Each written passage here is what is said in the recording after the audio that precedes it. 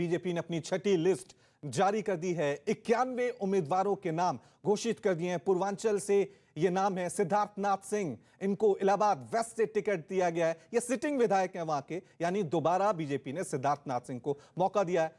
योगी सरकार में मंत्री भी हैं। वहीं इलाहाबाद दक्षिण की बात करें तो यहां से ननंद कुमार को टिकट दिया गया है, वो भी यहां से सिटिंग एमएलए हैं। कल ही बीजेपी में शामिल हुए थे राकेश रचान, उनको भोगनीपुर से मौका दिया गया। वहीं अयोध्या की बात करें, जहां पहले अटकलें लग रही थी कि शायद सीएम योगी आदित्यनाथ इस बार अयोध्या से चुनाव लड़ेंगे, लेकिन फिलहाल गोरखपुर से उन्होंने चुनाव लड़ने का फैसला किया और अब यह खबर आई है कि अयोध्या से वेद प्रकाश गुप्ता को ही टिकट दिया गया, यानी उन्हें एक बार फिर यहां पर मौका मिला है। वहीं आजमगढ़ की बात करें तो आजमगढ़ में अखिलेश मिश्रा को, वहीं देवरिया की बात करें तो यहां पर थोड़ा सा सरप्राइजिंग है, शलभमणि त्रिपाठी को टिकट दिया गया है। बीजेपी के प्रवक्ता के तौर पर आप इन्हें डिबेट में देखते होंगे, सीएम योगी आदित्यनाथ के ये एडवाइजर भी हैं और इसमें आप देख सकते हैं कि 91 उम्मीदवारों की घोषणा यहां पर बीजेपी की तरफ से कर दी गई है। चलिए इस खबर पे और ज्यादा जानकारी के लिए एक बार फिर रुक करते हैं मेरे सहयोगी रवि सिंह का, जो इस वक्त मेरठ में मौजूद हैं, जहां सीएम योगी आदित्यनाथ घर घर जाकर वोट मांग रहे हैं। लेकिन रवि, मैं यहां पे चर्चा करूंगा पूर्वांचल की जो लिस्ट बीजेपी ने जारी की है। कई सरप्राइजिंग नाम यहां पर सामने आए, खासकर अयोध्या को लेकर अटकलें लग रही थी कि शायद सीएम योगी आदित्यनाथ 2 सीट पे तो नहीं लड़ेंगे, ये तो खारिज हो गया। फिलहाल वो गोरखपुर से ही चुनाव लड़ेंगे। शलभमणि त्रिपाठी को देवरिया से टिकट दिया गया है, लेकिन 9 महिलाओं को टिकट दिया है इन 91 उम्मीदवारों में। रवि, ये प्रियंका गांधी को एक जवाब देने की कोशिश की जा रही है।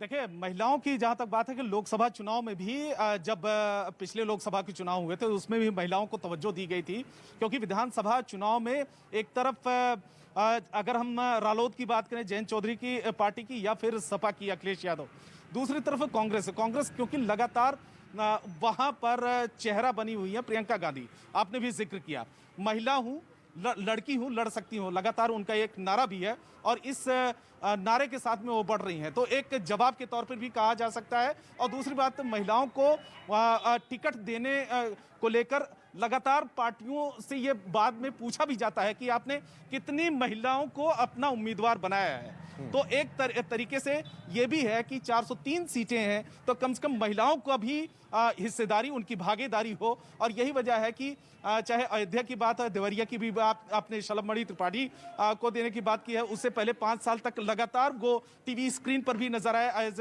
बीजेपी को डिफेंड करते हुए नजर आए, तमाम मुद्दों पर बीजेपी का पक्ष रखते हुए नजर आए। पिछली बार भी यही उम्मीद की जा रही थी कि चुनाव लड़ सकते हैं, लेकिन इस बार बीजेपी ने भरोसा जताया और देवरिया से उनको टिकट दिया है।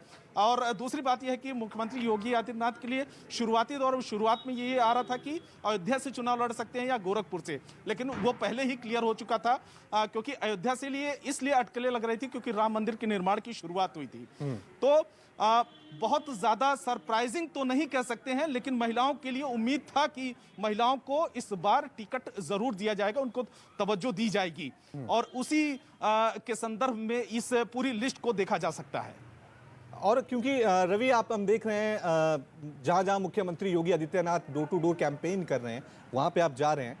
इस बार लोगों के बीच कौन कौन से मुद्दे हैं? क्योंकि समाजवादी पार्टी अपने मुद्दों को लेकर चल रही है कि बेरोजगारी मुद्दा बहुत बड़ा है, हेल्थ जो है वो बहुत बड़ा इशू है। वहीं बीजेपी कह रही है कि कानून व्यवस्था जो है वो बहुत बड़ा इशू है। फर्क साफ नजर आ रहा है। एक्सप्रेसवे प्रदेश यूपी को हमने बना दिया है। तो लोगों के बीच कौन कौन से ऐसे मुद्दे हैं जिनको लेकर इस बार वोटिंग हो सकती है?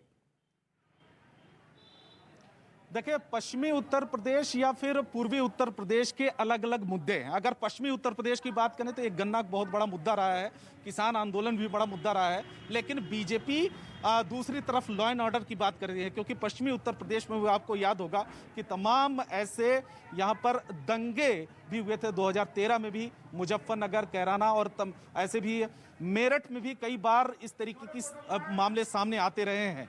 तो लॉ एंड ऑर्डर को लेकर मुख्यमंत्री योगी आदित्यनाथ या बीजेपी लगातार ये कहती रही है कि लॉ एंड ऑर्डर की व्यवस्था बहुत ज्यादा सुधरी।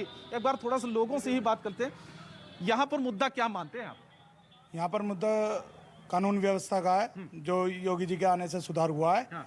यहाँ पे पहले जो व्यापारियों को बड़ी परेशानी होती थी, गुंडा राज फैला हुआ था अखिलेश सरकार में, बसपा सरकार में यहाँ गुंडा राज फैला हुआ था। इस चुनाव में आप कानून व्यवस्था ही सबसे बड़ा मुद्दा मानते हैं? कानून व्यवस्था का सबसे बड़ा मुद्दा है और मुद्दा है यहाँ सुरक्षा का। हाँ। जो सुरक्षा है आज के समय में लड़कियां बहन बेटी आराम से सुरक्षित है, अपने घर में जा सकती हैं, कहीं आ सकती विपक्ष हैं। के तमाम नेता चाहे जयंत चौधरी हो, अखिलेश यादव हो, लगातार एक तो किसान आंदोलन भी हुआ था दिल्ली के तमाम बॉर्डर्स पर, और पश्चिमी यूपी बिल्कुल सटा हुआ है, उसका कुछ असर होने वाला है? किसान आंदोलन का कोई असर नहीं होगा। किसान आंदोलन में जाट समाज हमारे साथ है, पूरे भाजपा के साथ है। जाट समाज खुद मानता है कि राकेश टिकैत गलत है, वो हमारे साथ है, भाजपा के साथ है। आप भी क्या मुद्दे क्या मानते हैं यहाँ? जो ये भाई साहब कह रहे हैं वो सत्य है। हाँ। और जो है बीजेपी ही बनेगी। क्यों? सब कुछ सुधार है, हाँ।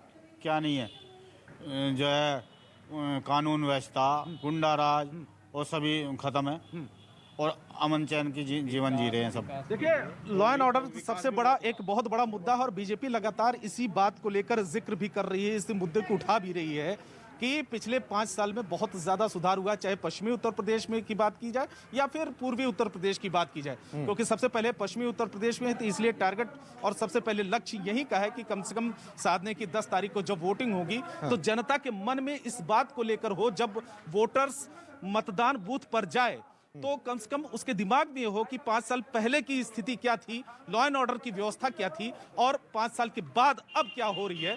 तो यही कोशिश है और तमाम जो सपोर्टर्स हैं या फिर वोटर्स हैं उसी बात का भी जिक्र कर रहे हैं कि 5 साल में बहुत कुछ सुधार हुआ है लॉ एंड ऑर्डर को लेकर। क्योंकि रवि, आप पश्चिमी उत्तर प्रदेश में और विपक्ष लगातार ये आरोप लगा रहा है कि इस बार जो कृषि कानून थे वो बड़ा मुद्दा बनेगा चुनावों में, तो किसानों का क्या रवैया नजर आ रहा है पश्चिमी उत्तर प्रदेश में? हालांकि कृषि कानून सरकार की तरफ से वापस ले लिए गए हैं, लेकिन अभी क्या मौजूदा राय है, क्या रिएक्शन है किसानों के चुनावों को लेकर? देखिए, किसानों की जहां तक बात करें तो सबसे ज्यादा पश्चिमी उत्तर प्रदेश के उसमें किसान थे, इसके अलावा पंजाब के और हरियाणा के कुछ किसान मौजूद थे। पिछले 1 साल से दिल्ली के तमाम बॉर्डर्स पे बैठे थे, लेकिन कोशिश सरकार की तरफ से ये की गई कि वो किसानों के हित में कानून लाया गया था, लेकिन किसान लगातार विरोध कर रहे थे और उन्हीं के हित में ये कानून वापस हुआ है।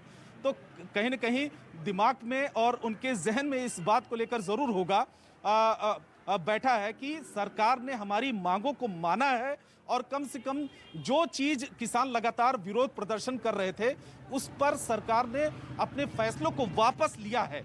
तो कुछ किसान भले ही अभी विरोध में हो और लेकिन बहुत सारे ऐसी बड़ी तादाद है जो ये उनका कहना है कि कम से कम सरकार ने उनकी भावनाओं का कद्र किया है, भले ही देरी ही लगी, लेकिन कम से कम प्रधानमंत्री ने आके खुद इस बात को लेकर माना है कि जब आप नहीं चाहते हैं कि तीनों कृषि कानून जारी रखना चाहिए, लागू रहना चाहिए, तो कम से कम उसको वापस लिया। तो ये दिमाग में जरूर है तमाम किसानों के। ठीक है, बहुत बहुत शुक्रिया रवि तमाम जानकारी के लिए। तो आपको बता दें कि यूपी बीजेपी ने अपनी छठी लिस्ट यहां पर जारी कर दिया है। 91 उम्मीदवारों के नाम घोषित किए गए। सरप्राइजिंग जो बात इसमें सामने आ रही है कि 9 महिला उम्मीदवारों के नाम की घोषणा भी यहां पर की गई, क्योंकि कांग्रेस की तरफ से प्रियंका गांधी ने कहा था कि वो जितने भी टिकट देंगी उसमें 40% टिकट जो है वो महिलाओं को मिलेंगे। तो यहां पर बीजेपी इस लिस्ट में महिलाओं को भी नेतृत्व प्रदान करती हुई, प्रतिनिधित्व देती हुई नजर आ रही है। 91 उम्मीदवार